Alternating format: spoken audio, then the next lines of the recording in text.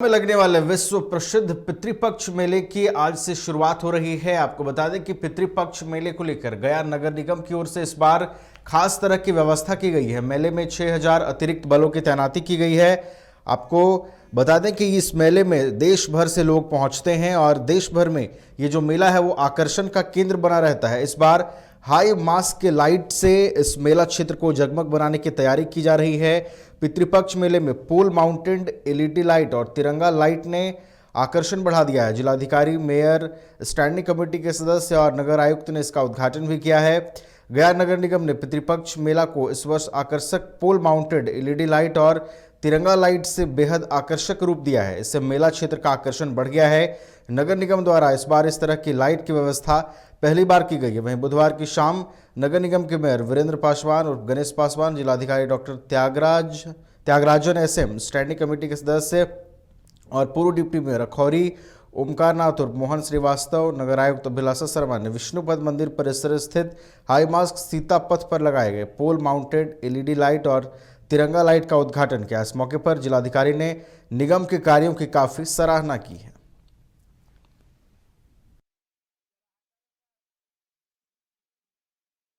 तो आपको बता दें कि गया के मशहूर पितृपक्ष मेले की आज से शुरुआत हो रही है।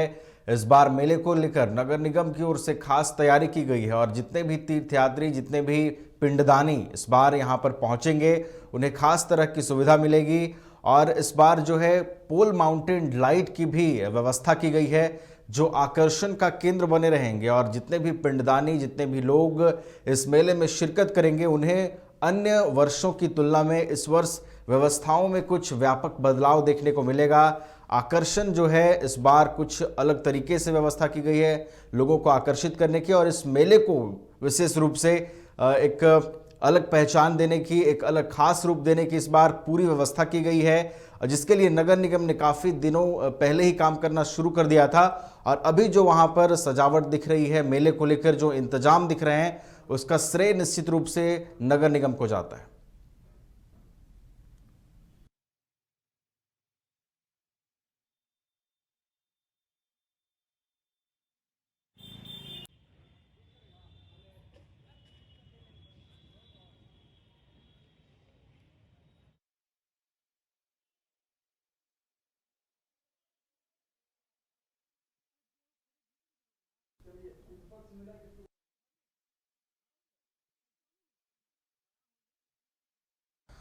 और अधिक जानकारी के साथ गौतम हमारे साथ फोन लाइन पे जुड़ गए हैं। गौतम, आज से मशहूर पितृपक्ष मेले की शुरुआत हो रही है। इस बार क्या कुछ खास होने वाला है और कौन से बड़े लोग पहुंचने वाले हैं?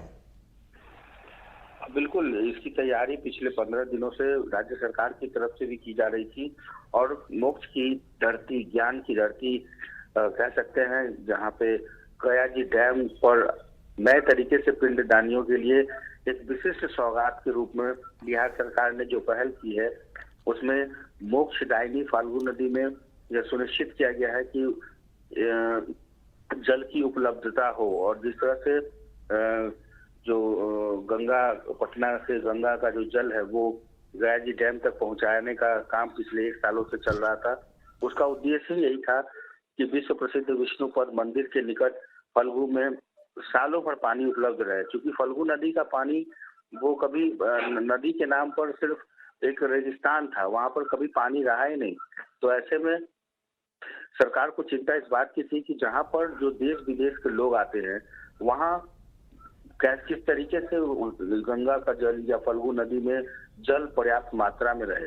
इस बात की चिंता जल संसाधन विभाग के तरफ से एक विशेष बैठक में मुख्यमंत्री नीतीश कुमार के निर्देश पर की गई थी और देश के सबसे बड़े रबर डैम की स्थापना की गई थी, जिसका उद्देश्य यही था कि देश विदेश से आने वाले पिंडदानियों को एक विशिष्ट सौगात दी जा सके। इसके अलावा अगर हम बात करें फल्गु के दाएं जो तट है वहां पर जो प्राचीन सीता कुंड है वहां पर आवागमन के लिए डैम के ऊपर जो निर्माण किया गया है वो लगभग तकरीबन 400 मीटर लंबा, वो कहीं ना कहीं माँ सीता के पुल का जो निर्माण किया गया वो बहुत ही मायने रखता है इस पितृपक्ष में।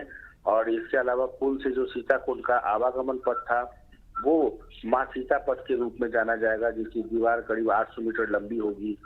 तो एक नया समागम कर सकते हैं, पितृपक्ष मेला महासंगम है ये 2023 का, जहां पर आज विशेष तौर पे खुद मुख्यमंत्री के तमाम निर्देशों, कल कुछ दिन पहले भी मुख्यमंत्री वहां गए थे और उन्होंने इस पूरी पड़ताल की थी।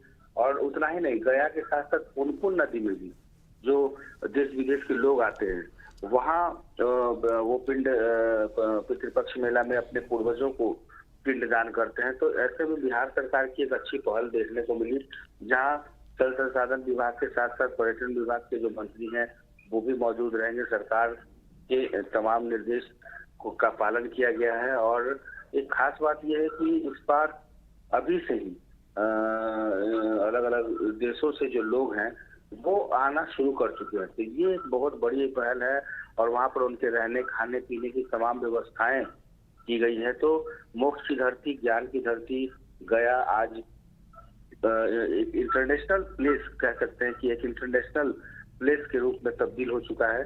और ये जो रिवाज है, खास करके इंडोनेशिया, मलेशिया और चीन के अलावा जो एशियन कंट्रीज हैं, वहाँ से जो लोग हैं वो अपने पूर्वजों को पिंडदान करने के लिए आते हैं, ताकि उनके जो पूर्वज हैं वो उनकी आत्मा को शांति मिल सके। और यह पहले की तरह ये बिहार और गया नहीं रहा, क्योंकि पुनपुन जो है, पुनपुन तीर्थ स्थल के रूप में घाटों को तैयार किया गया है, पार्किंग की व्यवस्था की गई है। और यहाँ पर जो तमाम मंत्री और जो लोकल स्तर पर जो विधायक हैं वो भी मौजूद रहेंगे। सबसे बड़ी खास बात यह है कि दुनिया का पहला पिंडदान स्थल के रूप में पुनपुन को माना जाता है। और पुनपुन पिंडदान स्थल पर जो आशीष तैयारियां एक मेले के रूप में, भव्य मेले के रूप में तैयारी की गई है और इसका नाम ही दिया गया अंतर्राष्ट्रीय मेला। तो कहीं ना कहीं आप इस बात से अंदाजा लगा सकते हैं कि देश विदेश से जो आने वाले लोग हैं, पहले उनको काफी दिक्कतें होती थी, प्रॉपर वे में ना तो उनके रहने खाने पीने की व्यवस्था होती थी और ना ही होटलों में ये कल्चर के रूप में डेवलप हुआ था। लेकिन ये पहला ऐसा मौका है जब एक हाईटेक तरीके से पुनपुन गया से लेकर पुनपुन तक तीर्थ स्थल के रूप में जाना जाएगा। और जो वहाँ पे पंडा समिति के अध्यक्ष हैं परमहंस जी, उनसे भी मेरी बातचीत हुई थी। उन्होंने भी साफ तौर पर बताया था कि 14 अक्टूबर तक यह मेला चलेगा और पुनपुन अंतर्राष्ट्रीय पितृपक्ष मेला की जो तैयारियां हैं वो पूरी कर ली गई है। प्रथम पिंडदान पुनपुन में ही किया जाएगा और इस बार करीब 3 लाख से अधिक श्रद्धालुओं के आने की पूरी संभावना है। मतलब आप अंदाजा लगाइए कि इन 15 दिनों में तकरीबन पूरे देश भर से 3 लाख से ज्यादा श्रद्धालु आएंगे, पिंडदान करेंगे। और 11,000 स्क्वायर फीट में जो वाटर पंडाल बनाया गया है वहां पर एक विशेष व्यवस्था की गई है, जहां धर्मशाला का भी व्यवस्था किया गया, ताकि लोकल स्तर पर भी अगर जो लोग आते हैं उन्हें भी किसी भी तरीके से दिक्कत ना हो।